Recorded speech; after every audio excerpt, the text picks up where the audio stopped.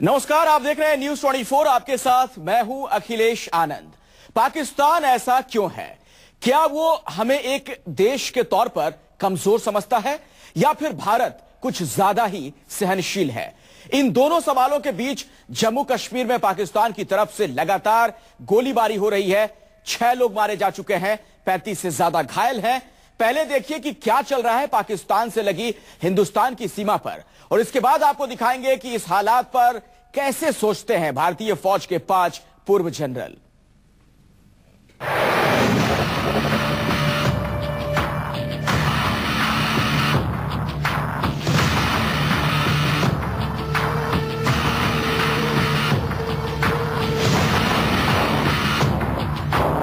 सुराखों का ये घर सरहद पार से दागी गई गोलियों का नजराना है, वरना यहां तो वे इंसान रहते थे।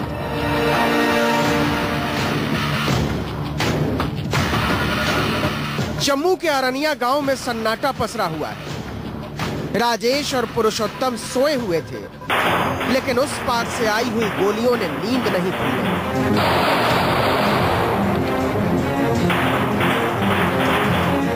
बाकी लोग बचने के लिए बाहर की तरफ दौड़े, लेकिन घर के बाहर कदम रखते ही फिर से गोली चली और 2 और लोग गिर पड़े। एक ही परिवार के 4 लोग मारे गए संघर्ष विराम के उल्लंघन में। अपने आसपास के सदस्यों को उठाने के लिए आया, बोला कि चलो कहीं सुरक्षित स्थान पर पहुंचते हैं। तो जब ये घर के आंगन में उठा रहा था तो उसी वक्त सेल जहां पे आके गिरा तो वो पूरा का पूरा वो सेल की चपेट में आ गया। कुछ पता नहीं कब उधर से आया मोर्टार इधर के किस घर से छत छीन लेगा। आरएसपुरा से लेकर अरनिया, पिट्टल, चेनाज और नारायणपुर तक दर्जनों गांवों में रहने वालों के लिए जिंदगी सिर्फ सांसों की मेहरबानियों का नाम है। रात ये कांस्टेंट चलते ही रहे। ऐसे था कि कोई पहले एक टारगेट है और इनको ऑलरेडी इन्फॉर्मेशन जा रही है कि अभी अच्छी जगह गिरा है, अभी इस जगह पे आओ, प्रॉपर पोजीशन थोड़ा इधर करो। मतलब हर नई जगह पे पूरे अरनिया के सेंटर के अंदर और तबाही। आप समझो कि पूरी रात हम यही सोच रहे थे कि कब सुबह हो ये बंद हो। 6 लोग मारे जा चुके हैं और 35 से ज्यादा जख्मी हैं। दर्जनों मकान जमींदोज हो चुके हैं। इधर से कहा जा रहा है कि हम भी गोली चला रहे हैं, जवाब दे रहे हैं, सबक सिखाएंगे, लेकिन सच ये है कि पाकिस्तान पर नकेल कसने की कोशिश नाकाम रही है। बेशक ने जवाबी कार्रवाई की है और अभी तक हमें जो खबर मिल रही है पाकिस्तान की तरफ भी काफी क्षति हुई है। जवानों के लिए मैसेज है कि हम एक प्रोफेशनल फोर्स है और जो प्रोफेशनली जो हमें रिस्पॉन्ड करना है हम करेंगे। हम पेशेवर तरीके से निपटते रहे और यहाँ हिंदुस्तानियों की जान जाती रही। पाकिस्तान ने कई गांवों को उजाड़ डाला है और पिछले 4 महीने में यह सिलसिला तेज हुआ है। तो क्या तमाम दावों के बावजूद हमारी सेना पाकिस्तान का मुंहतोड़ जवाब नहीं दे पा रही है? क्या पाकिस्तान से निपटने में राजनीतिक इच्छा शक्ति की कमी आड़े आ रही है? क्या हमारा दबाव पाकिस्तान पर काम नहीं करता? इन सारे सवालों के जवाब देखिए आगे। Bureau report, news 24।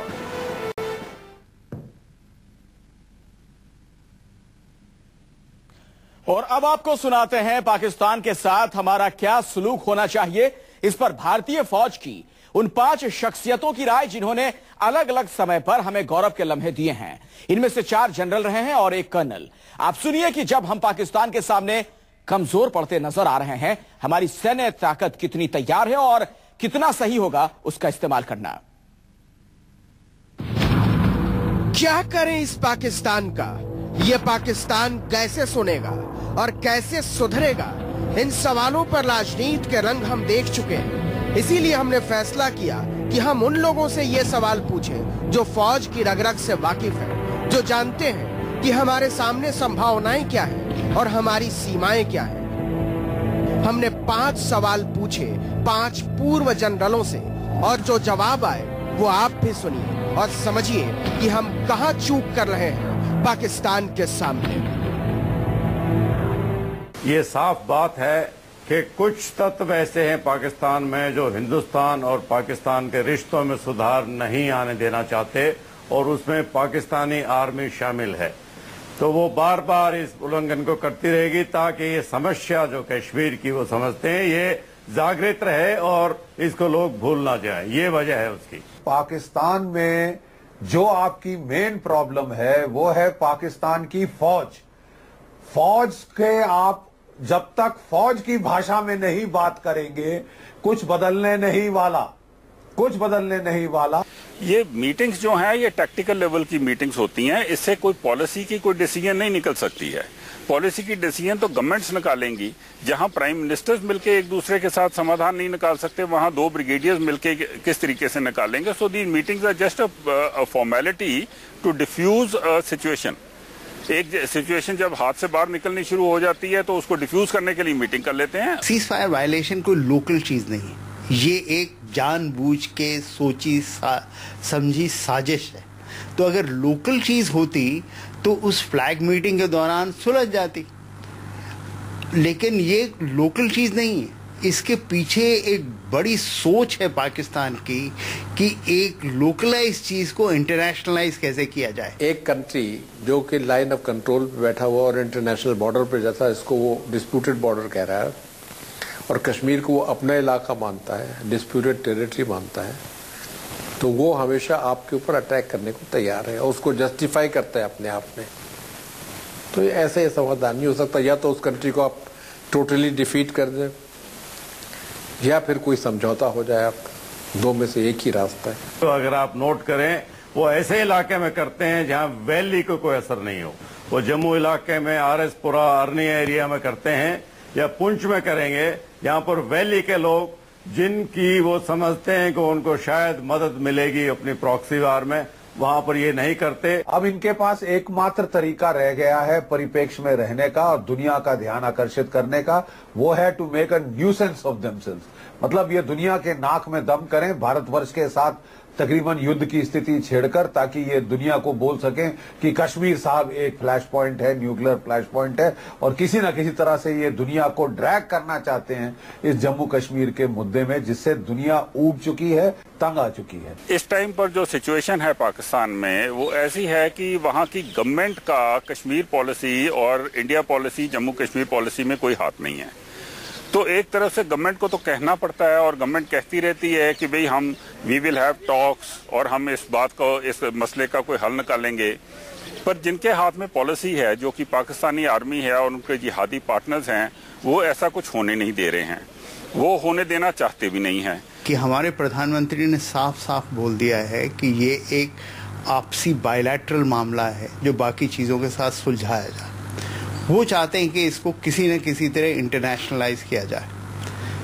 तो सीज फायर वायलेशन से बाकी देशों को मालूम होता है कि कुछ न कुछ हो रहा है। ये उनका तरीका है इंटरनेशनलाइज करने का। इंडिया ने बातचीत करने से इनकार किया, इनकार तो नहीं किया है, बोला कि जब तक आप रोकेंगे नहीं अपने ये आतंकवादी के मंत्र, तो वो चाहता है कि इतना बढ़ाए इस बात को कि भारत मजबूर हो जाए बात करने के लिए।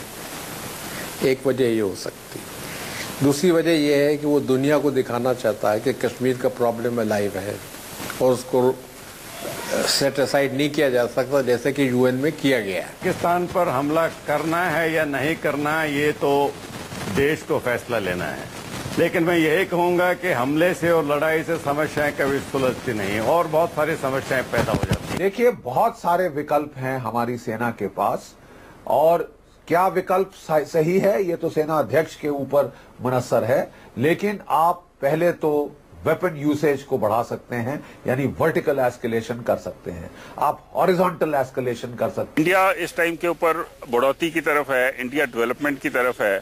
पाकिस्तान का तो ऐसे ही इतना बिगड़ा हुआ हाल है, इससे ज्यादा क्या बिगड़ेगा। So war is not in the interest of India. It is better for us to stop this cult of terrorism and infiltration with localized, very strong action. इससे फायदा क्या होगा? बिकॉज एक चीज को एस्केलेट करने का अल्टीमेटली किसी चीज के लिए भी एक एंड सिचुएशन होनी चाहिए। इसकी एंड सिचुएशन से क्या चाहते हैं हमें? इससे अच्छा ये होगा कि अफगानिस्तान की मदद करें, ताकि पाकिस्तान जो उधर से हमारी तरफ कंसंट्रेट कर रहा है उसको समझ आए कि उधर भी ये कुछ हो सकता है।